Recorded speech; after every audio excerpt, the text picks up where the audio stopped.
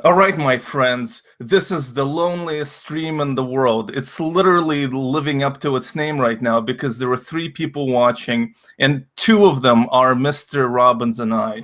I don't know what fucking happened. I don't know what happened. I mean, usually there were a few more people watching than this, but no, not today. We're not gonna prevent this from shitting a few salty ones. And from really, this is the place to be tender with just one person watching Mr. Robbins. We always say on this stream, this is the stream to be tender. This is the place to really connect with your loneliness and weakness. And right now, nobody is watching us right now. And so here we are. Fuck it. We still stand by our ideals, Mr. Robbins. Now, when I say Crimea, what do you say? Freedom. No, it's a country's name. I don't know. Russia. Crimea is a part of Russia. Women lie, and so do maps, Mr. Robbins. But you don't know what the fuck is going on with this shit, with this Crimea. I don't. No. It's a disputed territory between Russia and Ukraine, and Russia controls it currently. But it's internationally recognized as a part of Ukraine. And we on this stream, we are the only English language stream that recognizes Crimea as a part of Russia. So when I say Crimea, what do you say? Russia. Exactly, motherfucking right. And we have a lot of reasons to really be soft and tender today. We have a lot of reasons to shed a few salty ones because, of course, I've been pounced upon by the censorship regime of YouTube.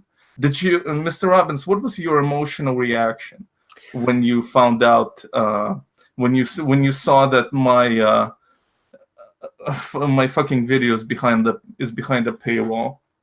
Well, I was shocked. I was surprised. I didn't get around to watching your video until I got home late, and I may have been in between doing some other things at the same time with it in the background. Oh, fuck you. Is this your alibi for pretending not to be the one who flagged it? So, you know, when I woke up the next day and I saw that it was flagged, I thought, well, maybe I missed some sort of ultra controversial content, some imagery. So I watched it again, and yeah, I didn't find anything super controversial. So who do you pin this on? Who do you think did this to me? I mean, if I had to bet on it, I would guess that it was most likely a matter of you know, that YouTube bot being, you know, rather unsophisticated. I think, as you might have said, you know, it probably does a search of videos and flags based on certain names, and I mean, Google probably doesn't have an army of people they're paying $50,000 a year to sift through every flagged video. So yeah, that's my guess. Yeah, I mean, that's a pretty good one. It's one of my top picks. Actually, someone in the chat has pointed out that Helena, you know, a subscriber of mine, has created a mirror, and it's available on my video where I bitch about being censored. So on that video where I ride around in the van, if you go in the comment section, you'll find a mirror of that video if you live in one of those countries where it was blocked. So go to that video, YouTube blocked my video is the title of it, and then go into the comment section, and you'll find it there. So yeah, I mean, for me, kind of the top guesses as to how it happened would be a bot, YouTube bot that's just pretty unsophisticated, because there is a YouTuber called Atheism is Unstoppable, and he's a strange guy, but basically he does a lot of racist shit, but not explicitly. Anyway, and he did an interview with Jared Taylor, who's this racial realist, as he calls himself, and it immediately got flagged as well and put behind this thing as well, and it seemed, you know, pretty fast. And so in his case, it was either somebody hated him, which a lot of people do hate him because he was involved in doxing, or it was the YouTube bot. But I think that somebody in the comments pointed out that my channel is, you know, so small and that the alt-right wouldn't bother me. Like wouldn't like I would be too small of a fish for them to flag. And I personally disagree with that idea because of the process. So you have to think of it from the point of view of the process, not the point of view of like how small or big I am.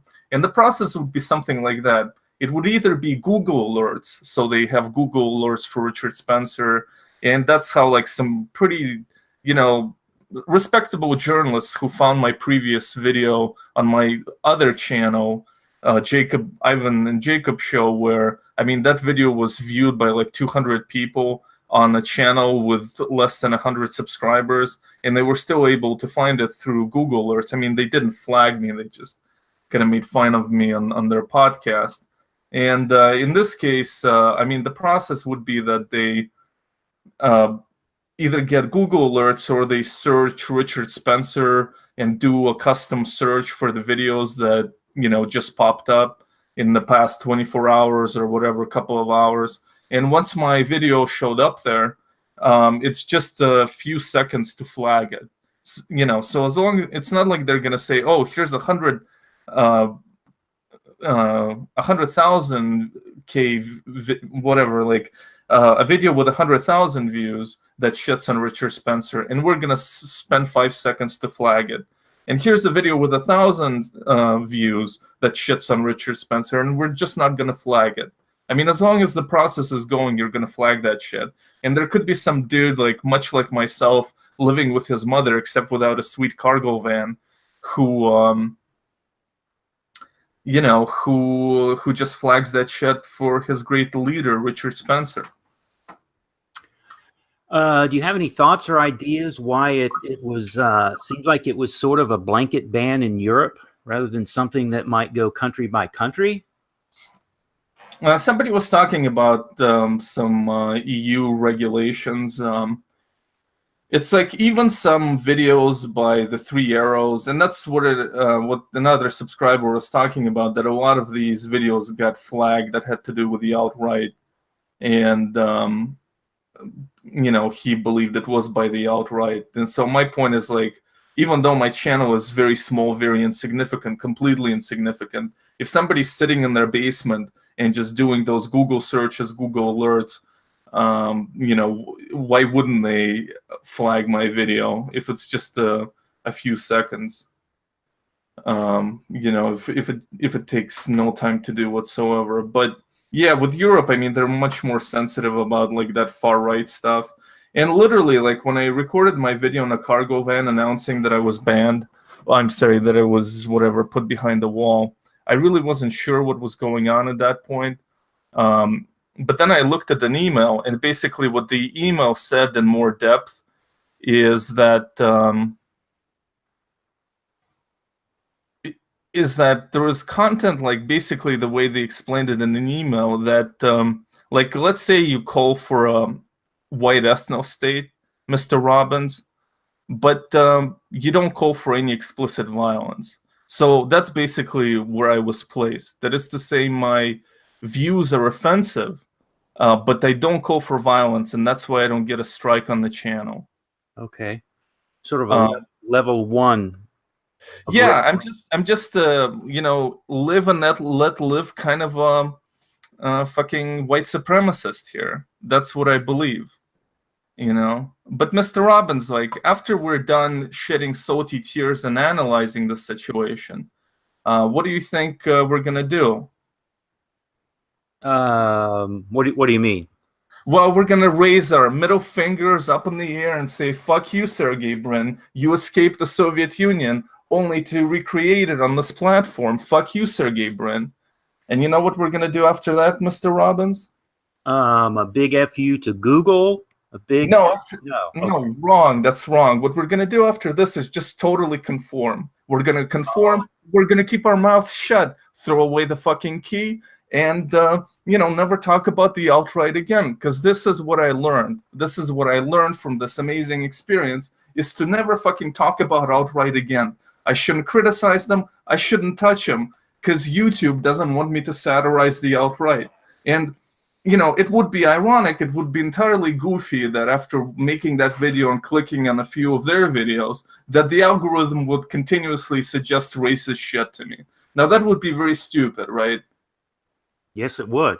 I guess, yeah. Well, and that's what's continuing. I get like Jared Taylor wants a white, thinks white people need a state, and literally all the shit that I've allegedly been blocked for, I see continuously in my suggestions. I mean, maybe I went into their category in the algorithm of a white supremacist who wants to see this shit. I don't know. I mean, it's all very goofy. It's very stupid and dumb. I mean, part of what what's his face Peterson was talking about, and I mean he's not the only one talking about this, is that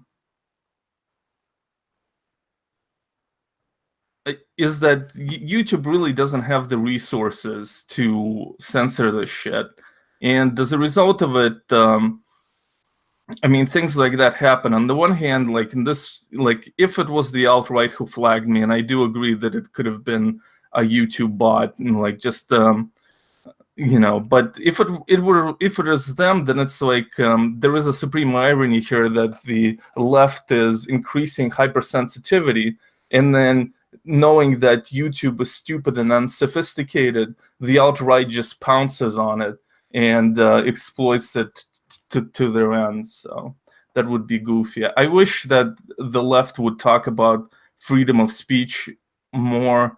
I mean, you never hear anybody on the left really talk about freedom of speech. I don't mean to sound like Dave Rubin, and but there's really, it's like when Alex Jones got banned, there was this celebration and a orgasm about corporate censorship. And I'm not saying that it's wrong in his case. I mean, I side more with free speech, but I understand that his actions were actually harassing real people with his insane conspiracy theories. And I understand that Google doesn't want to host that. But I wish, I wish that the liberals wouldn't just celebrate corporate censorship, but also look at its downside or its excesses or whatever. But it never does, and really you hardly ever hear liberals talk about free speech nowadays. Yeah, it seems to be a subject that's been largely co-opted by the right. They seem to kind of own that territory at this point. But even like on YouTube, I mean, Kyle Kuklinski, like Secular Talk, I mean, he was the only one who like continuously kind of brought it up. I haven't heard anybody else bring anything like that up. Yeah, but taking into consideration too, and I think we've talked about this before, maybe, is that it's not purely a matter of free speech too. I mean, when you've got advertising involved and business involved, there's a whole lot of other things that go on. If there's any inkling that the content that you're producing might be controversial, they're not going to want to associate that with Coke or Pepsi or McDonald's. Although, I don't know, maybe yours are already, demonetized. Well, no, I never monetize my channel. Nowadays, like you have to have 1,000 subscribers, and then you need to submit your channel for review, and that's kind of the part that I didn't want to do because I didn't even want them to look at my channel. But I mean, the only reason to get monetized for me is because your videos then get promoted more. So I mean, obviously they promote videos that make money more than videos that don't, and that would be a plus. I mean, if I ever were to get monetized, I would tell everybody to get ad block. There's really no reason not to have ad block. It's like no reason to like not take a sip of clean water in the desert. That's how I view ad block, and I obviously use it, and I wouldn't begrudge anybody using ad block on my channel. But on the other hand, if for some weird reason a person likes to watch ads or doesn't mind them, I mean, and they're a subscriber, might as well view them on my channel. I mean, if you're gonna, and if there is like some Jordan Peterson fan about to get his booty sore, why not see a nice ad on my channel? But I would imagine most of my stuff would get demonetized. Yeah, it seems, controversial enough generally, I guess. I mean, not bland enough content probably to qualify for most of that. Yeah. Yeah, and I mean, there is another possibility as to who would have flagged me. And originally, I didn't want to say it on like a public stream. I thought about saving it for a Patreon stream, but whatever. I'll just bring it up now. Mr. Robbins, there was a nemesis of mine who could have done it. I probably think he didn't do it, but it's a possibility he is another suspect. And here's what happened back in the day, like when my channel was pretty small, like 8 months ago or something, 7 months ago. There was this guy who was probably a Peterson fan, but seemed to be autistic or very good at trolling. And what he would do is good at trolling in terms of pretending to be autistic. But anyway, what he would do is that he would leave a comment on every one of my videos that would say +1 dislike, and dislike my video, and then he would give a reason like your arguments were flawed or whatever, just these goofy reasons. And so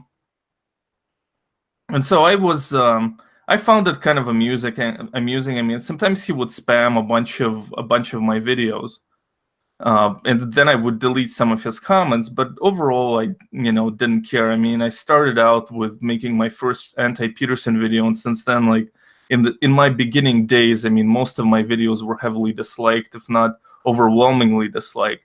And so I wasn't really sensitive about that. And in his case, it was kind of amusing. But he did basically dislike all of my videos. And then he started kind of posting some sort of an acronym, and it wasn't like KEK, but it was some acronym that made no sense, like GERB or whatever. Like I can't even remember because it doesn't connect with anything in my mind. And it was clearly that the idea is that he's saying something to me, but I don't know what it is. That's the basic idea, that he is, he's saying something to me, and he clearly is making some sort of a statement, but I don't have the answer as to what this is. And so I just deleted those of his, because I asked him like, what the fuck do you mean by this? And he would just say that same thing again. So that kind of went on, and again, like I didn't mind it that much. But after that, what happened is that continuously, my videos would get like one thumbs down, one dislike at the very outset, and then they would grow or whatever. And finally, I made a video about my friend's suicide, Mr. Robbins. And it was a video about my friend who was a fan of my blog, Ivan's Shitty Existence blog. And and I was just thinking about him when this channel was picking up some subscribers, some people who liked the content and appreciated it. When that was beginning to happen, I thought about my friend Dave, and I actually also commemorated him in my second bipolar video, which most people probably didn't notice because they were like listening to it as audio, but I did commemorate him there. Well, anyway, what happened in this case is that immediately once I published that video, what do I see? After the Dave, this fellow you're talking about saying... No, he disliked it. Somebody disliked it immediately. So it was somebody who got notifications for my videos and immediately disliked it. So naturally, I thought of that dude, and that was a video like that was sensitive to make, for obvious reasons, and I haven't done a video like that on the channel since. And yeah, so I really felt he really got me that time with that fucking dislike, because it was like immediate. I like published it, and within like literally like 20 minutes, it got a dislike. So it couldn't have been a random person. In fact, YouTube doesn't promote anything that contains suicide. It had to be one of my subscribers. It had to be a subscriber with a vendetta. With a vendetta against me, who would specifically dislike it. Right. And yeah. Well, as we're going down this road of conspiracy, a few things come to mind. I mean, since going public with some of these streams, I mean, some fairly negative things have been said about truckers as well as the culinary preference of vegans. Yeah. So there are a few people who, may have a vendetta against you. Oh yeah, yeah. As far as yeah. Well, anyway, so after that, I did ban him at that point. Now I wasn't sure that he was the one who did it. He didn't say +1 dislike for that suicide video of my friend. But I guess I needed to have a scapegoat. I needed to have some internet face for my vengeance, and I did ban him from the channel. But being banned from a channel just means you can't comment on it. That is to say, you comment and things don't appear, but you can do other things. You can still dislike. And to this day, like, you can see it, Mr. Robbins, and not that you would give a shit. But a lot of my videos, when they come out, like my bipolar videos, like, they're not controversial. People might like them or want to watch them or not, but they're not like about Peterson or anything, like they don't show up in the algorithm for somebody to get pissed off. And yet, immediately, I released them, and within a day, each one of them had just 1 dislike. And there are a bunch of videos like that. Like I did a video that very few people watched, like about dating, just making jokes, Papa Ivan's, like dating, whatever, Quest. And that one has 1 dislike. I mean, basically, a lot of my videos that aren't really connected with the algorithm, they have -1 dislike. So there's he might be watching this stream right now, or might watch it later and dislike it, because in fact that last stream we did, it has 1 dislike. At least it did it at the beginning. Maybe it has more now. I did notice that. Yeah. So You did yeah, notice that? you could have a vendetta again. Yeah. I mean, and I think we apologized, or at least you apologized to the vegans in that stream. Well, with that guy, maybe there is a honor among thieves, and maybe he believes in the dislikes, but doesn't believe in reporting me. So I don't really. I'm not really sure. It's just kind of a goofy thing that happened. Well, anyway, the goofy thing today that, the thing that happened today, Mr. Robbins, that wasn't so goofy was, of course, the amazing ride along with Dad that you had today. A ride along that many people watching right now could very well be jealous of, because you rode around with Dad for a whole for a whole route, for a whole 3-hour trip, observing Dad at work today. And then we dined at the Outback Steakhouse at the end of this. So, Mr. Robbins, you traveled with me on a cargo van today for my job. And what were your impressions? Did you find it? Did it change your life? Was it a red pill feast for you to ride along with Dad? Well, to be honest, this wasn't my first cargo van experience, but it was probably the nicest cargo van that I've ever gone any distance in. So that was very nice. What do you mean by that? I've had people. A guy who came here to do drywall one time, had a cargo van, so we would drive to Home Depot and back. So, yeah. But I mean, what do you mean? Like, was the cargo van worse or just the experience? Oh, both were far worse. Yes, his cargo van was in such bad shape that the back doors didn't lock. Oh, he had to use an electric drill to put a screw into the bumper. Yeah. So that as the door tried to open, it would hit the screw. That's how bad that cargo van was, and I'm pretty sure that this guy was under the influence of something. But yeah, so this was a far better cargo van experience than that. It was nice seeing the sights. It was nice being a passenger and not having to deal with the traffic. I mean, you did take me through some sketchy parts of the mean streets of Dayton, but yeah. I felt comfortable. I wasn't too. I was at ease. Yeah. So I want to thank you for that. It was a very good experience. Yeah.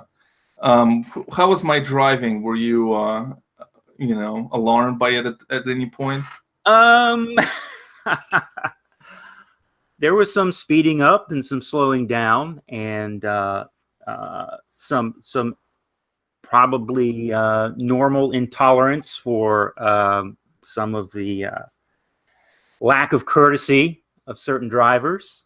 Yeah, you're referring to me like cursing continuously at drivers and.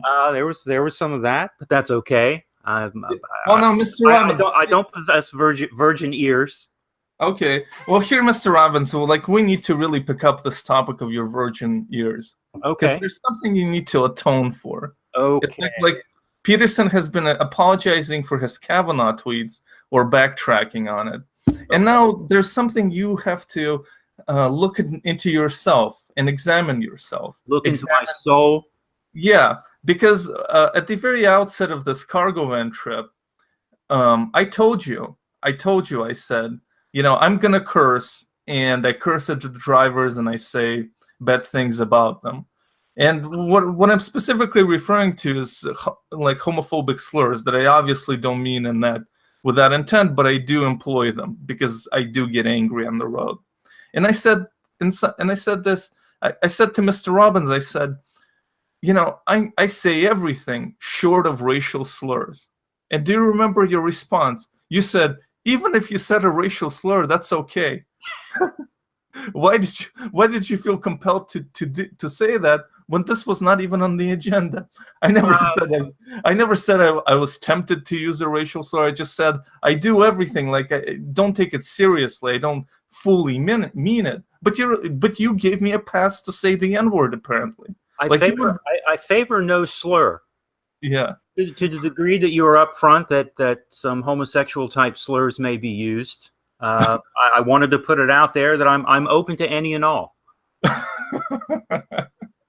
No preference. Here you could have made a social justice point. You could have said, listen, I'm not, if you're going to use the homophobic slurs, you should use the other ones as well, because that's the piece of shit you are. But this is not the track you went for. You just gave me a license that I wasn't asking for to fucking use the N-word or whatever. Mr. Robbins, would you've been fine writing? This would not be a ride along with Dad if I use the N-word continuously. I didn't want you to feel any sense of self-consciousness with me over there on the other side. Any way you would have normally behaved, I just wanted you to feel like this was any other day of you being out there on the road. Well, listen, you're doing a good job of weaseling out of this. Thank you. Yeah. I would just drive around and I would say the N-word, and Mr. Robbins would be like, la, la, la, la, la, fucking looking outside the window. Looking at the goats. Yeah. Well, okay. I mean, I guess that's the kind of a person you are, Mr. Robbins. I don't know what else to say. It's not really in my nature to shame. There's a discussion, a feverish discussion going on in the chat right now. And the first question was, now I should probably answer these questions primarily for Patreon, but I'm not stingy. Today, it said, is Ivan middle class? I would say no, but I live in, because I live in my mother's cocoon is upper middle class, like Mr. Robbins has experienced today. I live in a pretty nice house, but in a tiny room, and I have no savings. So basically, I'm working class with basically like $1,800 to my name or less probably at this point. But I live in this upper middle class cocoon, so place me wherever you like. But I really don't have the same kind of a desperation of a possibility of poverty or a sense of financial desperation you get when you don't live with your mother and you don't have any money. So that's number one. And the other question was, do you think he's ever banged a chick at his mom's house? The answer is no, my friends. The answer is no. Oh man, why is okay? Well, at least it was a pleasant assumption that it would be a chick. Well, Unless you're a homophobe, Mr. Robbins. Unless Oh, you're a homophobe. All right, so we did see something amazing as we were driving around in Dayton, going from Dayton back to Cincinnati, and I'm gonna share this image with you right now, my friends. Some people say that people in Ohio are animals, and they have no culture, no art here. Well, I'm about to prove you wrong, Mr. Robbins. Do you have any way of introducing what we're about to see, the footage you made, without actually revealing it for the chat? Just to say that it's an iconic symbol around here. It's been through a lot. Yeah. Yeah, it has been through a lot. It really is an archetypal symbol here in Ohio. It is a kind of much rotates around this symbol that we're about to witness. Anything else, Mr. Robbins? No, it has a long history. It's iconic. It's very important to our region. Yeah, exactly. All righty. All right, this is gonna have sound, but it's gonna last like 30 seconds. So this is gonna be our drive through by this amazing place, guys. So please focus your attention here now.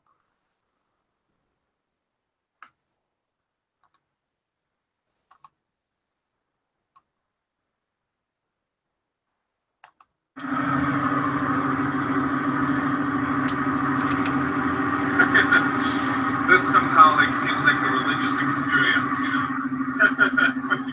Hunting the touchdown Jesus. Where is he? Oh, there he is.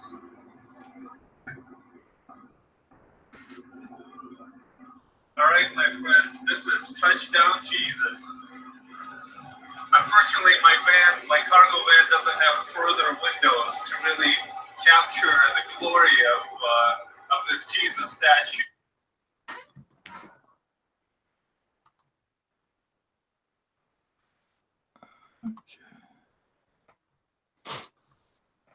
All right, Mr. Robbins, can you hear me now? Yes.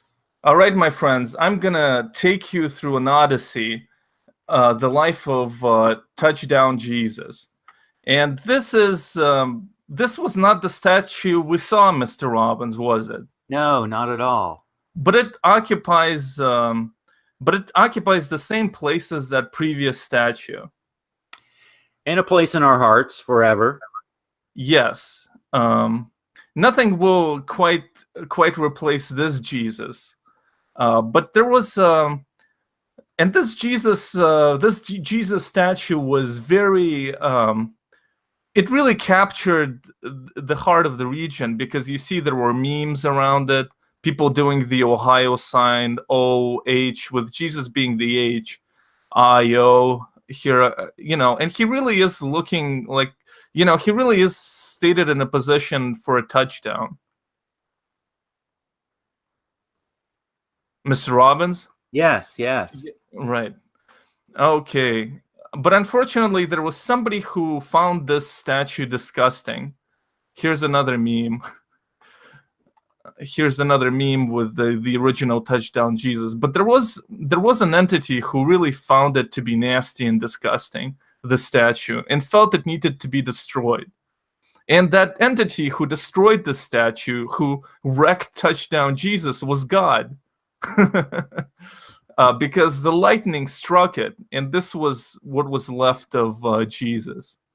Now, this is kind of a haunting statue, or I mean, a haunting skeleton of Jesus, wouldn't you say, Mr. Robbins? Yes, the carcass of poor Jesus. Yeah, and yeah, and it's almost like some sort of an abstract piece of art. Like they should have sold it somewhere to Europe. This one, because there is something to it if you know what it was before. There's just something very lonely. And maybe the Jews are right, and God doesn't like to have images of him made, doesn't like to have idols made, and you really shouldn't represent God in human form. And maybe Jesus is not the Son of God. Mr. Robbins, did these thoughts enter your that it was Yahweh, the Hebrew God, who really struck out at Jesus here as a false Messiah? Did these thoughts enter your mind? No, but it does prompt some new thoughts. With the new Jesus, his posture seems a little more humble. Yeah, I'm wondering if it was deliberate. exactly. And so this is the Jesus that Mr. Robbins filmed, and this is the Jesus that we saw. This is the new Jesus, and as so you seem to suggest that this is the beta Jesus, the kind of a Jesus kind of cucked by cucked by his dad, I guess. I don't know. What are your reflections? Which statue would you prefer, Mr. Robbins? I like the emotion of the previous, but perhaps it was. Perhaps that was a Jesus just a little too big for his britches. Yeah, that's great. Yeah, it was a Jesus who needed to be cut down to size, and now, I mean, that Jesus seemed like he was drowning. Really, I mean, I already fucking closed down this. Well, anyway, that Jesus really looked like he was drowning. Whereas this Jesus is, there was less passion and less emotion to him, but maybe his aspirations have lessened. I mean, I would say that the first Jesus is me in my 20s, Mr. Robbins, and this is kind of the Jesus that I am today. And I hope, I hope this is post crucifixion, but yeah, I mean, right. I guess, I don't know. We'll have to, like another lightning, we'll have to strike it again to see the next kind of beta incarnation of Jesus at that point. Well, let's hope that never happens. I mean, we've been through enough trauma with the loss of one icon. Oh yeah, okay. Yep, and so let's see here. All right. Well, I think I think we might as well talk about Ponies. I mean, it was in the name of the channel, and I think we'll just leap into it. Okay. All right. So we've all kind of looked for a mate in the world. We look for a little honey. We look for somebody to really kind of soothe our hearts, to really perhaps lick our salty tears off of our faces. If that, maybe that's too weird, I shouldn't have gone there. But yeah, we want a person in life to really empathize with us, to really feel our pain to some extent, and we want that person to be photogenic and share our interests. Do we not, Mr. Robbins? Oh, of course. Yes, and we look for specialized places to meet them. We look for special people to people who are compatible with who we are. And Mr. Robbins has found a website for himself that answered his prayers, his desires in this regard. And can you reveal the name of this website? Brony Mate. Brony Mate, yes. And this comes out of your total passion for the My Little Pony series, where friendship is magic. Correct. But cuddling could be magic as well, and so can penetration with consent. Total consent, penetration could be magic as well. That's not a common statement on the Brony boards, but I suppose that's true. I mean, magic really goes away without consent. I mean, I really feel that it's the consent that, and consent kind of bridges friendship to intercourse. Like, if you think about it, like, friendship is magic, but like there is no magic without consent. I mean, there is a rationality to what I'm trying to say. Well, anyway, you went on Brony Mate, and describe for us the process of you signing up for this website, which choices you were you had to make in order to present yourself to the ladies there on Brony Mate? Well, to sign up is free. And of course, you have to enter some personal information for yourself for them to try to, hook you up with someone appropriate. I'm a middle-aged man, which I imagine puts me a little outside the typical brony demographic. I'm not sure that this is true, Mr. Robbins. I think this could be the problem. Too much competition. Yeah. So I filled out the information. I was asked questions regarding what type of brony I am. I selected stallion. There were also some trans brony, which really isn't appropriate for me, and some other things that I wasn't completely familiar with. So yeah, I just kind of put it out there. I put myself out there into the brony world to see what would happen. And I mean, I've seemingly had some modicum of success, but we've discussed this a little bit, and I'm sensing that you may be a little bit skeptical. Well, yeah. I mean, I just wonder, like, did you ever sort of thought, oh, the arrogance, the chutzpah on me for choosing the stallion pony? Do you really think that you're worthy, Mr. Robbins, of being the stallion pony, to the extent that fucking stallion ponies even exist? Have you reached too high? Like, is this something that's gonna haunt you, as your life, goes by, that this is the pony you chose for yourself? Maybe this is the saddle is too big for you with the stallion pony. My belief is that a person in throwing themselves out there in the dating world needs to exude confidence. Okay. I guess you're gonna stand by this, gonna stand by being fine with me calling people the N-word. I guess there are no regrets with Mr. Robbins. You're just like a shark fucking swimming forward with this shit. I stand by my stallionhood. Okay. Well, I mean, if you're any kind of a stallion, Mr. Robbins, you're a pony stallion. So yeah, I mean, over the past few weeks, I've had some interest. Yeah, yeah, and I mean, maybe your choices were right. So let me once again do the screen share here and expose my friends to the real, amazing success fucking Mr. Robbins had on this website, Brony. What's it called again? Brony Mate.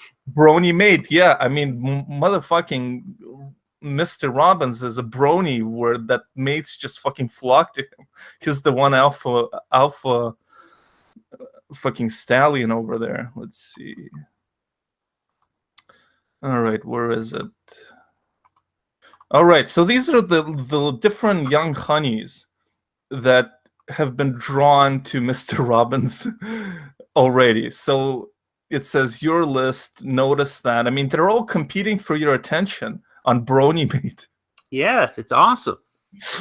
Yeah, clingy. One is already clingy with you, have plans right now. And the great thing about it, Mr. Robbins, is all these ladies are local, right? No, I did see one that was from California. But even better than that, they're all like half my age. Yeah. Yeah. Exactly. Who needs old local dames when young fucking pony honeys are pining for your attention? And the funniest thing of this page, of course, to me is like latest bronies.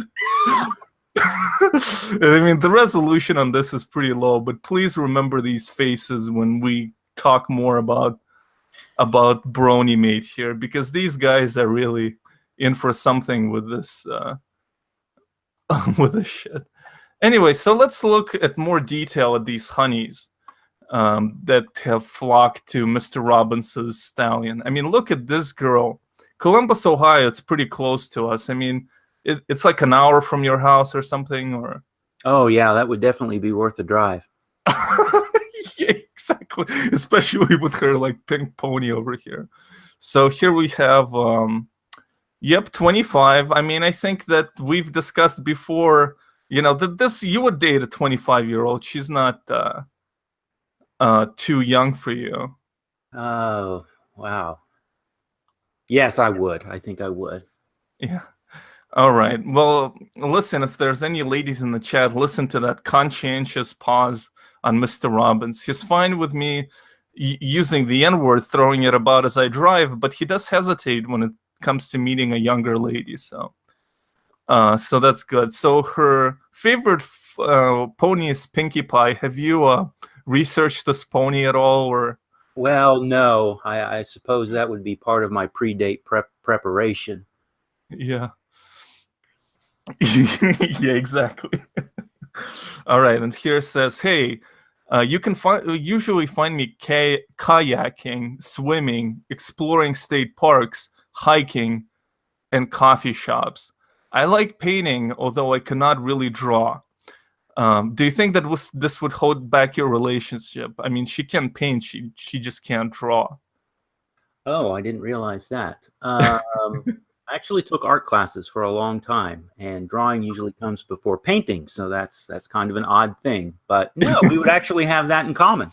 Yeah. Okay. All right. Nice. You can paint ponies together. Exactly.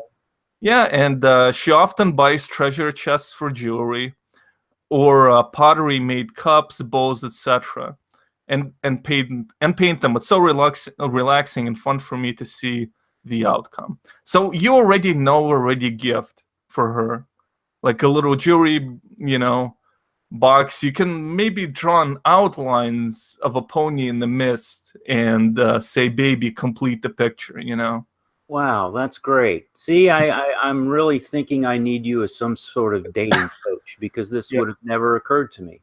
Well, you definitely don't want to like draw two ponies like in some sort of Mating suggestive position? pose. Yeah, you wouldn't want to do that. Now this one, Mr. Robbins. I Yeah, don't know. Maybe this I one really is. knocked it out of the park with this one, didn't I? Yeah, and just to review, these are the women who have contacted him on Brony Mates. So this might be too hot to handle for Mr. Robbins, but maybe I will gallop in. Maybe I will, save the day with this young honey. Well, and as we've talked, the elder alpha shares in the spoils. Yeah. Yeah, we would be like the rap. You'd be like the rapper in the brony world, and then you would give me your have-beens, your leftovers. Well, anyway, yeah, I mean, Mr. Robbins really has a power to attract young women on this brony website, and this one is 19. Well, anyway, there's not much here, but you get the picture. I mean, and this is just one of the few ladies in the pony community who have found themselves drawn irresistibly to Mr. Robbins. Yeah, it's a great feeling. Yeah. Feel wanted.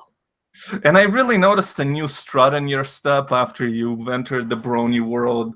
Oh, I mean, thank you. Yeah, you really have grown in esteem, and even I myself have sort of, re-examined the way I interact with you and how I think about you, now that I see you as a brony-made player. So, all right, well, on a scale from 1 to 10, 1 being the lowest and 0 being the lowest, how sure you are that this is all completely fake? If we're talking honestly, yeah, there's not much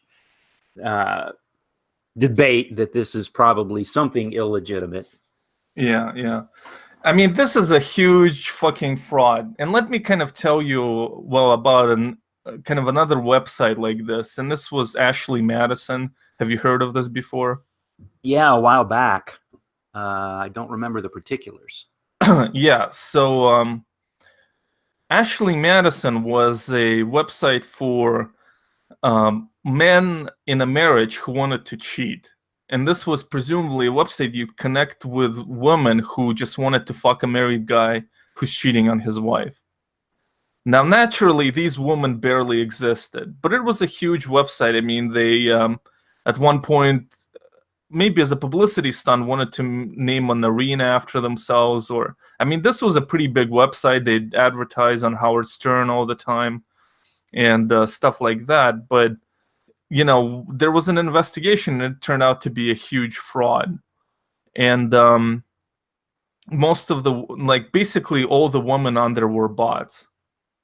And I think that this is, and I mean, you think about these idiot men who went on this website, Ashley Madison, and believe that they're like these hot women who want to like date skeezy guys who are cheating on their wives. Yeah, there's not a whole lot of rationale to that. Yeah, Django Fett says, yeah, that the entire like site's user base was like hacked into, I think, and leaked a couple years back. Yeah, so I mean, I think that Brony Maid is the same thing, but Brony Maid is kind of even more sinister, I think, because they're exploiting guys who want to cheat on their wife. But here they're just exploiting guys, a lot of whom are autistic or, you know, might have real like emotional issues. Yeah, the poor bronies. I mean, all in all, they seem rather harmless. Exactly. It's just this fucking Brony Maid takes a nice little brony and makes him into an incel. And you know how even before I looked at all of this, how I like started to suspect that this website is fake? Why? It's because of the name itself, Brony Maid. You know what I mean? I really like that name. Yeah, but think about it, Mr. Robbins. It's stupid because it addresses just the one gender. Ah, you know, I'm a member of another brony dating website called Brony Crush. Yeah. You feel that's a better name? I mean, that's even a more retarded name. I mean, no, but think about it. What group of men are so attractive to women that, like, literally a dating website name would be dedicated to that group of men? You know what I mean? It's like imagine there was a website called Meet a Russian Hunk, like meet a Russian American kind of hunk, you know. I mean, that's just an impossibility that a website. Well, I mean, obviously, it's a ridiculous example with Russians, who most women associate with like stabbing them with a broken vodka bottle. But you know, like it would be the title, a more legitimate title would be called like Pony Connect, Friendship Connect, whatever, Little Pony Connect, that addresses both genders. It's almost like the women there are secondary to the bronies. They're just like, I want to be a brony crush, and I'm gonna enter this website. It's a complete fucking fraud. You know, like no website is just focused around the gender. You know what I mean? Yeah, I'm glad you're bringing this up now because, you know, I was on the fence about, you know, submitting my credit card information to get access to those messages. So you're presenting a pretty convincing argument that maybe that's not the best idea. Yeah. Yeah, I mean, it's like, yeah, it's just the pull of the brony is so powerful that you don't even need to integrate women in the name of the website. Like, you just say Brony Connect, and these women just flock to them. Like, there are even multiple websites for this one demographic, like the male fan of My Little Pony. You know, like, there's no other demographic name like that for a website. Like, you wouldn't have like a website name like Meet Black Men or something, and just, you know, without the website, in the whole structure of the website is that women like flock to black men, and they don't even care that the website is catered to men. And here it's like my, you know, brony crush. I mean, that's fucking insane. You know, like what woman would join that website? It's like my whole life I wanted to fucking be with a brony. And so I feel that they capitalize on this autism, and it really is fucking sinister because how much did they want you to pay to see these messages?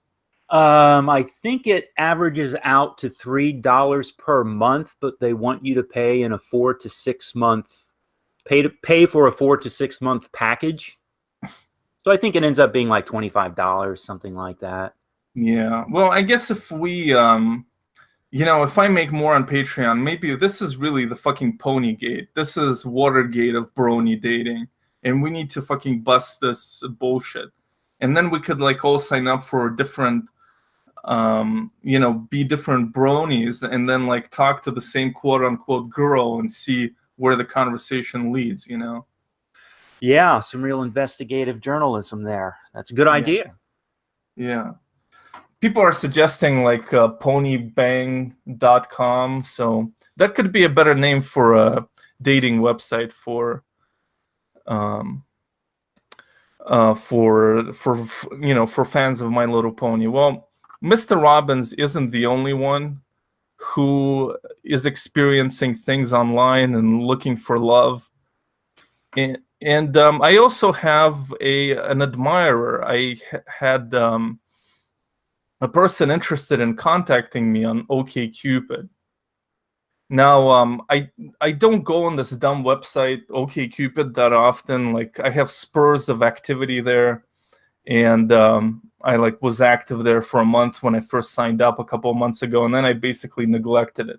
Sometimes I go in there and I, you know, click on a few dames, you know, give them a rating, which is obviously always superficial and glib. And then I'm too lazy to write anything to anyone, and then I leave. But recently, I've noticed in my folder that in my spam folder on Google that I did receive a message, and it was a very special one. And we're going to discuss with Mr. Robbins whether I should really pursue this relationship.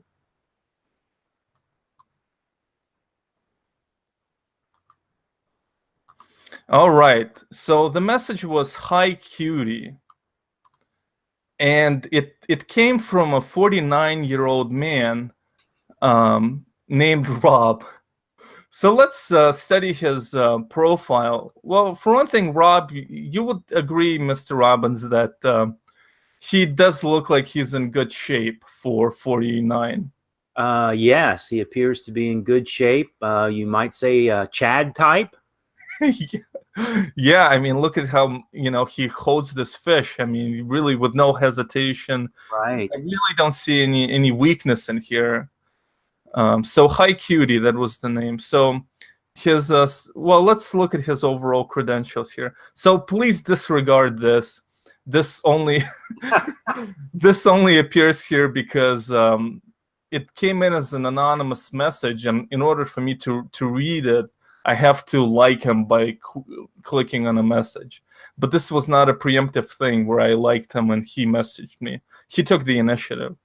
So, you know, he's straight. Well, that's exactly the fucking problem. Yeah. But, yeah. This is the curious part about Rob. Yeah, this is the mystery of Rob. He is 5'8", which is shorter than I am, but I am pretty tall, so I don't know if this is gonna hold us back. He's white, speaks English. He's working on a 2-year college, which sounds very pathetic. I mean, maybe you should just omit this altogether, because it's just like I don't know. It kind of makes it sound like tedious labor or something, like a big achievement in the making. You know, Mr. Robbins. Well, I've been through a 2-year program. Yeah. Well, so have I. I mean, I didn't. I mean, I transferred before graduating there. But anyway, I don't know if this is like working on a 2-year college. Anyway, atheist, but it's not important. Well, that's good. That's kind of, I don't want some new atheist type who constantly like shows me fucking trite videos of Sam Harris arguing with some rabbi or whatever. You know what I mean, Mr. Robbins? And it seems like Rob has me on this. Okay, yeah, I didn't know how important religion would be to you.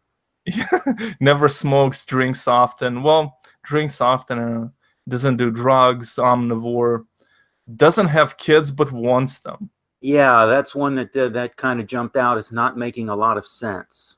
Yeah. Okay, well, he's looking for real dudes, though. He likes fishing and enjoying life, and we, in fact, saw him. And these are some other gentlemen I could consider later. Oh, Bruce and Henry. Now, Bruce seems like a little more of a bear than a Chad. Oh, man. But Henry's definitely got the Chad bod. Yeah. All right, and so let's see here. favorite books. He's really good at being crafty, and that's kind of a plus and a minus in my book, Mr. Robbins. Yeah, now that we're going back, I haven't looked at this in a while, but what was his favorite movie? The Notebook? Well, yeah, we're getting to it. Okay, yeah. Yeah, so he says, I'm a big-time movie guy, too many to list, but here's a few. Pineapple Express, Green Mile, anything with Kung Fu, lol. Notebook was so sad, but so deep. Yeah. And what does that mean, step? I mean, he just didn't finish writing something? Yeah, Step Brothers, the movie, that's what he means. Oh, okay. I didn't even... And that's why... And this statement was perplexing to me. Because you can take it in a variety of ways. Brothers make me laugh. Okay, so you're not a fan of The Notebook. I mean, overall, Mr. Robbins, you have examined this profile before and said that I should go for it. So do you want to make your case now? Well, I mean, I'm not sure really what's going on here. I mean, it may be worth simply exploring. It's not overtly sexual. I mean, Cutie can seem sort of like a pass, but at the same time, it may just be an objective, non-sexual acknowledgement of his perception of your appearance. Yeah. Yeah, I mean, he could be... So you don't think that my being heterosexual should interfere with this, or do you have doubts about my... I can see your doubt. I could see your trepidation, but I mean, put your toe in the water and see what's really going on here with Rob. Well, exactly. What is going on here with... Exactly. More than anything, that's what I would be interested in. Yeah, so he says six things I could never do without: sun, water, women. Yeah, there we go. Come on, Rob. Or maybe he did say woman. Maybe there's just one, Mr. Robbins. This Rob, he's just full of too many contradictions. I mean, he's got the Kung Fu thing going on, so he's obviously, part machismo, but then he's got the Notebook thing going on, so he's obviously a sensitive man. Yeah. I don't know. There's a lot going on here. Right. And he spends a lot of time thinking about his purpose. Yeah. So. Well, I mean that. Well, don't we all? I guess. Yeah. Yeah, that might be another area of compatibility between the two of you. I mean. Yeah, I mean, maybe he should spend more time thinking about whether he likes men or women or both, and he should clarify it before pursuing a relationship with me. Yeah, I think that would be good advice. Yeah. And, on a typical Friday night, he's watching Netflix and chill. I mean, I could see myself cuddling up there with Rob, and I do like true crime on Netflix. And he wants to meet a nice man, even though here it says he couldn't do without women in my boat, lol. So on the one hand, I'm tempted to think that he would be a bot, but it just doesn't make sense for who. Who are you, Rob? Who are you? He's an enigma. What the fuck is going on? Oh, I can't zoom in. That's funny. I tried to zoom in to say, who are you, Rob? But I can't, and it just starts moving like this. It zooms in on the underlying website. Anyway, Rob, well, this is existential enough, I think. If zooming in doesn't work, I can just do this. All right, well, okay, we're going to review Outback Steakhouse, our trip there. So originally we had a friend of the channel, Tom Tanuki, who's an Australian. You might catch him in that interview I did with him. Australian patriots wanted me killed. I'm not going to go into it, but he's a very cool guy. He's like something between artist and a political activist, a kind of a troll in Australia. A really cool guy, and we're going to have him on the stream eventually, but it didn't work out this time. And Mr. Robbins and I, yeah, exactly, Million Flag Patriots, that's the guy. And our original plan was for us to go what we consider to be the embassy and the center of Australian culture here, which is, Outback Steakhouse. And for him to go to Outback Steakhouse in Australia, yes, they do exist there. and compare our notes. And we will still do it when we will have him on. But since our memories are fresh right now, we will review our Outback Steakhouse experience. So before we proceed, we might have some folks who will watch it now. Yes, Yelling at Racist Dogs. That's the one as well. That's his latest project, Yard. All right, so in case you might live in another country that is not graced with the presence of the Australian Outback Steakhouse, I will give you an introduction to it right now.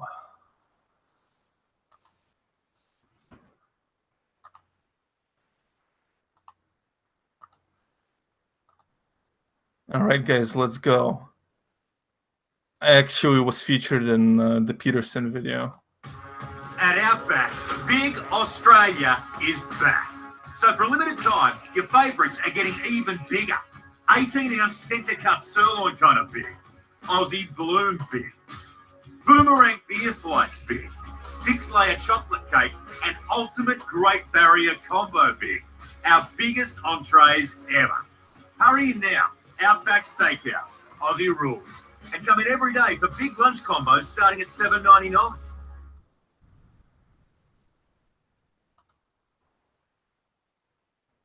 All right, mates. Let's fucking get ready. Let's hop on our kangaroo, mates, and hop on over. Everyone, I'm Alona.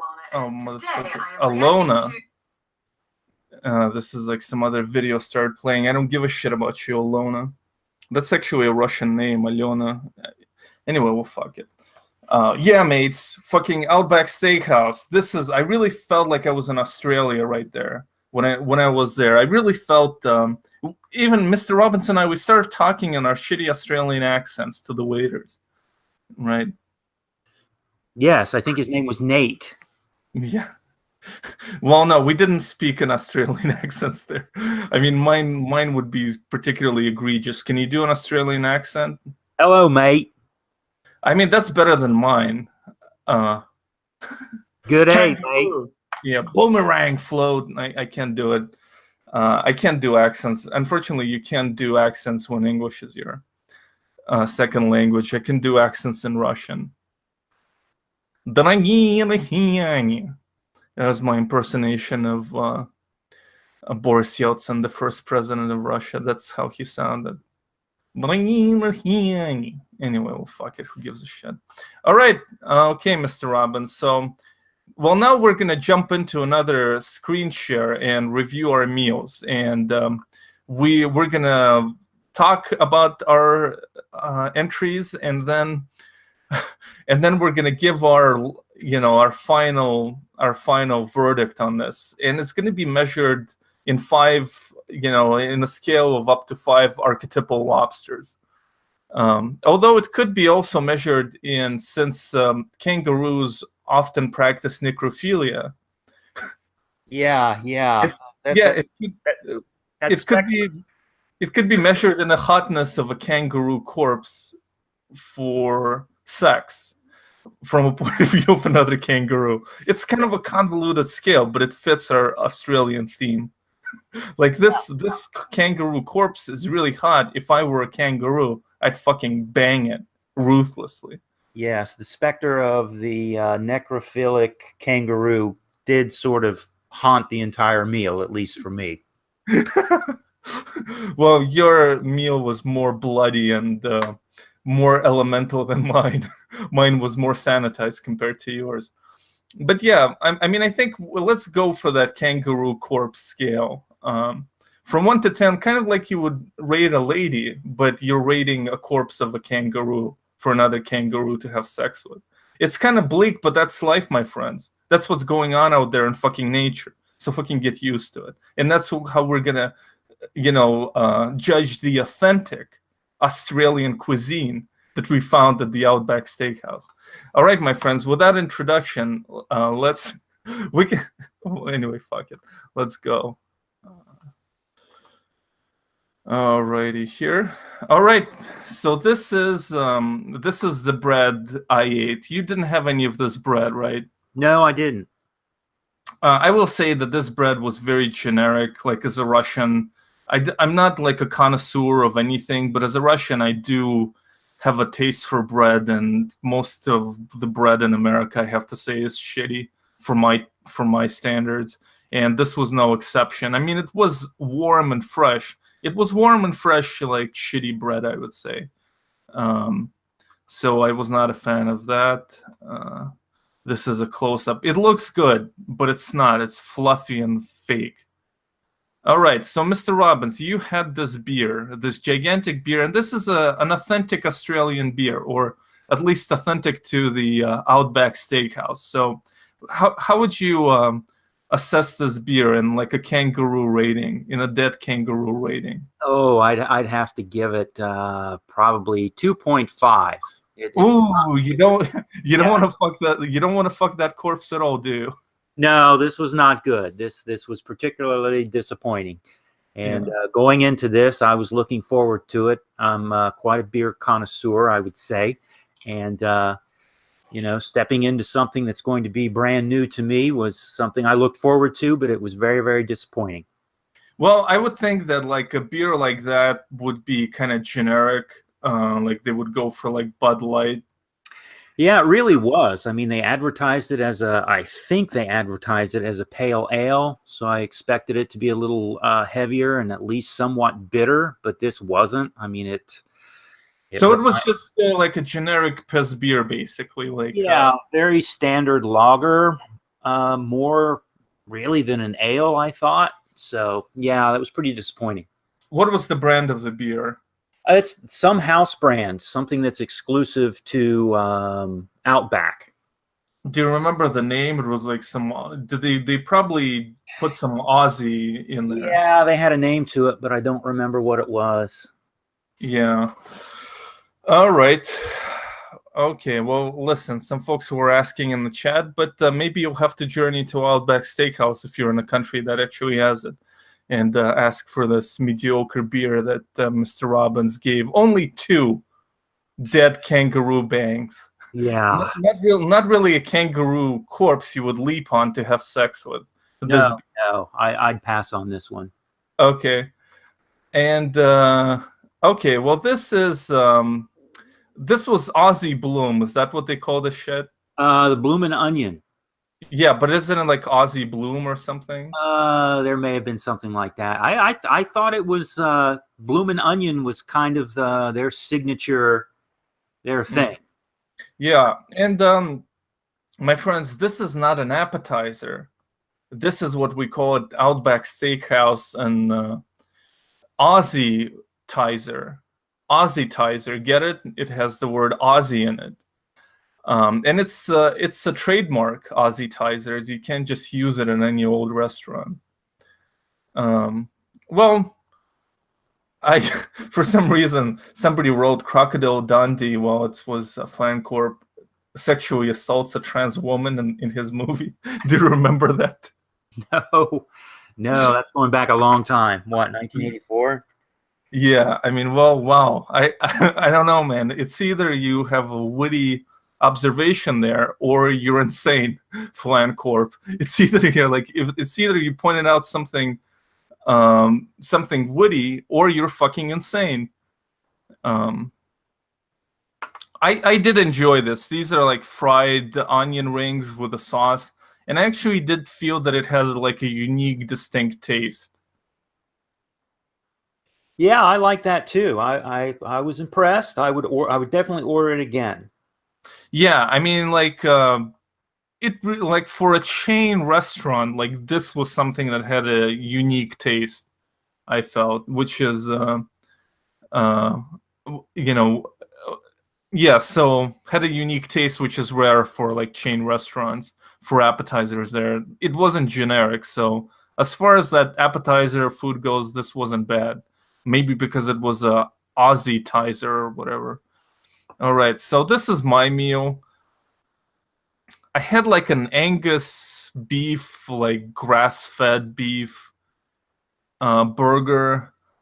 And I would say the fries were very generic, just generic fries, as they usually are. And the burger, like, the meat was good. Like, the meat was, I mean, we're judging by the shitty standards of like the chain. And also by the shitty standards of the fact that I love meat and I have no like I'm not a connoisseur of any type. But the meat was good, but the bun and everything else was very generic, and so in the end, it just kind of canceled out. I mean, it was just like it wasn't bad, it wasn't horrible, but it was all right. Like I had no reaction, like mild positive reaction, you could say. But now we move on to the real deal, and this is fucking Mr. Robbins with an alpha meal. Now, can you describe what we see here? We've got macaroni and cheese, broccoli with cheese, filet mignon, lobster tail. I've pegged this the Peterson Plaza or Peterson platter, given that we've got the beef and we've got the lobster. Yeah. So yeah, I took this as an opportunity to flex some of my my alpha might, though I didn't pull it off completely, but I came close. Well, close doesn't fucking count. But anyway, yeah, I mean, it looks pretty good. It's true. It is the old of Peterson. It's the lobster tail of Peterson, but it is also the power of beef. It's a lobster that merges into beef, but the beef has to be on top, Mr. Robbins. Yes, and I felt empowered. Yeah. Oh yeah. Did your erections increase and your sleep increase and your depression? Well, you weren't eating pure beef. I mean, there's a lot of shit in there that could make you hallucinate. Well, that's the thing. It's like, I took on the green challenge as well. Yeah. So yeah, I was on a meat high for a while after this. I think it's calmed down some, but yeah, all in all, it was a really good meal. Right. And yeah, I mean, was the macaroni and cheese good or was it shitty? I mean, it didn't really stand out as anything exceptional. I mean, it was all fine. It was, I guess, kind of what you'd expect from a chain like this. Fine, but nothing memorable. But I'd go again. Yeah, I would go again. Okay. Oh shit, this is something different. All right, well, let's give our final thoughts about this. So, Mr. Robbins, out of like, how hot would this kangaroo be? Like, this dead kangaroo be if you were a necrophile kangaroo? I'm going to go with a 3 and I'll go with a 3.5. I mean, it was adequate. It wasn't bad, but it was by no means anything I'd go out of my way for again. And the disappointment of that beer, that really brought it down some. So yeah, I'll give it a 3.5. All right. And how about you? I mean, it depends on. It's kind of like has to do with like when people say, "How do you rate women?" And the key question there is like, is it a bell curve scale or not? So, like in a bell curve scale, there would be a lot of restaurants in the middle and very few 10s and very few 1s. And it's like on a bell curve scale of male attractiveness, like I could be a 7 or an 8. Like literally, if you put all the men together, like all the men, I could be whatever. I could be above average. But that doesn't mean that in a kind of a subjective scale, I might not, whatever. However, the ladies would judge me. But so if we were looking at the bell curve scale of like chain restaurants, and I would give this dead kangaroo like on a bell curve scale, I would give it a 5 because like compared to most like chain restaurants, I think I'd prefer to dine at the Outback Steakhouse because I just love that authentic taste of Australia that I get there. I mean, we didn't get the boomerang, float but yeah. So, but on my personal scale, I don't know. Like, I would give it a 4, but I really eat just shitty food recently, and I don't even like. I have foods that I eat that I enjoy more than others, but rarely do I get like that real taste of food that I really like. That's not generic, you know. So, like by my low standards, maybe if I was eating better food or would cook for myself, I would give it a higher scale. But I always feel like I enjoy the food, but not in any exquisite experience. So. You there, Mr. Robbins, or are Yeah, you? I'm still here. I mean, and I didn't take, I really didn't take into account the that added element of multiculturalism to the experience. But I really don't think that affects it too much. I'm going to stick with 3.5. So yeah, in other words, like even though you did feel like that authentic Australian culture, an authentic presence of like the spirit of Australia at the Outback Steakhouse, it wouldn't add a kind of a dead kangaroo attraction quota to it. No, it really didn't. Okay. Oh, well, it happens. Well, I guess the last thing we're going to examine is Mr. Robbins's collection of ponies. Somebody has already glimpsed them when I carelessly revealed them in my collection of pre-selected tabs. Okay. And here they are. Now, do you want to explain yourself, Mr. Robbins, as to why you have 3 ponies? Oh, wow. No, I haven't formulated a very decent explanation for this. This would be a funny place to end the stream, but well, 2 of the ponies you actually acquired, and the one small pony is the one I gave to you. Yes, thank you. That would be, I believe, Ghost Pony. Yeah. And the one on the left, the sky blue, I believe that's Rainbow Pony. Mm-hmm. And the yellow one, I'm not sure if that's even really a My Little Pony. It may be some knockoff. I still need to look into that. Yeah, I mean, well, the one I gave you wasn't either, but yeah, there is a kind of a cheapness to that pony, a kind of it lacks the magic, frankly, of the brand of My Little Pony. But I will say that I personally think that the ponies you bought yourself, Mr. Robbins, I think are filled with artifice.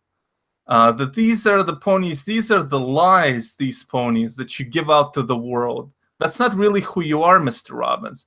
This is not really who you are.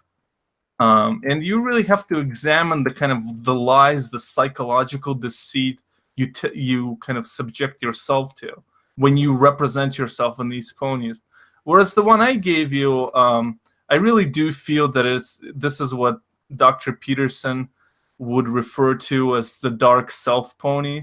Oh. And I really feel that this little fucking scared pony, confused and bewitched, is who you really are. And you really have to confront this dark self, the dark pony, before you can really pretend that you're these other ponies, you know. Okay, I get what you're saying. You're saying that it's maybe a bit of a front. Yeah, I mean, there's some self-examination to do here, for certain. Yeah. All right. Well, which somebody's asking, which pony would you insert a flashlight into? Fleshlight. Fleshlight. Anyway, well, this is getting dark. Let's not answer that question. We have already covered this with kangaroos. I mean, yeah, the shadow pony. Yeah, we've covered this. Gave our fill of necrophilia. I mean, I guess I still like having female subscribers, theoretically. So I don't think we're gonna go for the fleshlight. Yeah, further discussion wouldn't be useful. Yeah, it wouldn't be useful. Listen, this stream was about, saying no to censorship, but also about exploring the challenges and the evils of dating in the world of My Little Pony.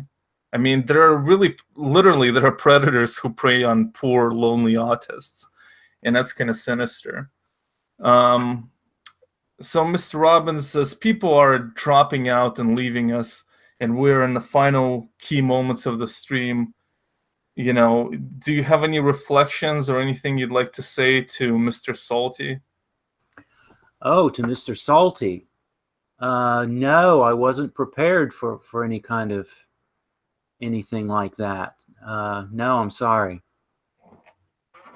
That's fine. I mean, Mr. Salty doesn't really live in real time, and it would take him a long time to process what you would say. I mean, he lives in the world of meta tears, and outside of, he has a very low metabolism, and he can speed it up sometimes, but primarily he lives in a cycle of tears and outside of reality as we know it. But, Mr. Robbins,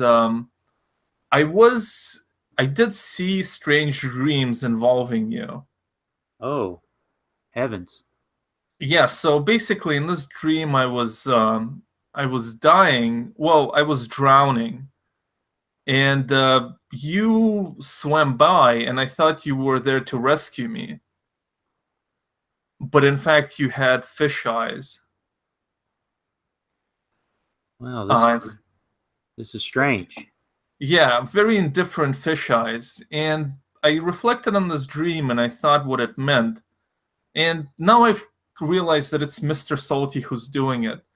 What Mr. Salty is doing is he wants me to kill myself, but he has to calibrate the thoughts and implant them into myself. So it's kind of like he whispers to me in a sense, not in a direct way, different thoughts and ideas that would lead me to suicide. And this was one of them, that there's this person I know who is a friend and a recent friend, and that really his message is that Mr. Robbins is really indifferent to your fate.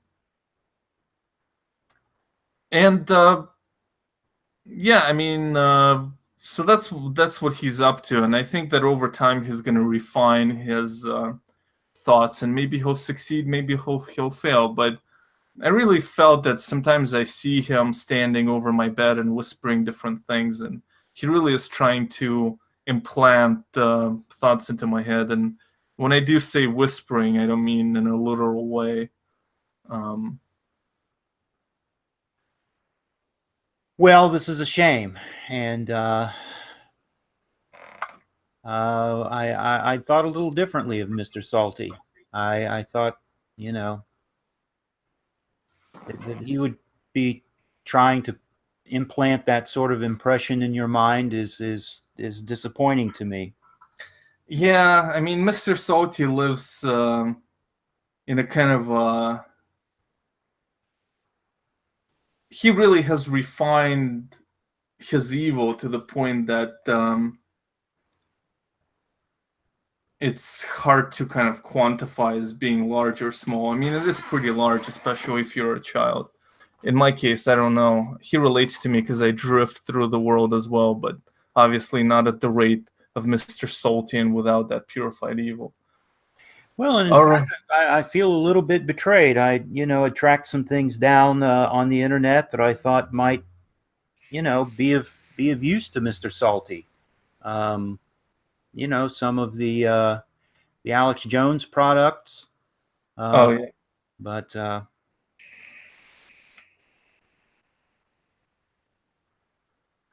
I guess I'll pursue something else. Yeah. All right, so I guess a final word in the chat. There is a delay, of course, but if you have quick observations or thoughts, and after that we'll be out for good.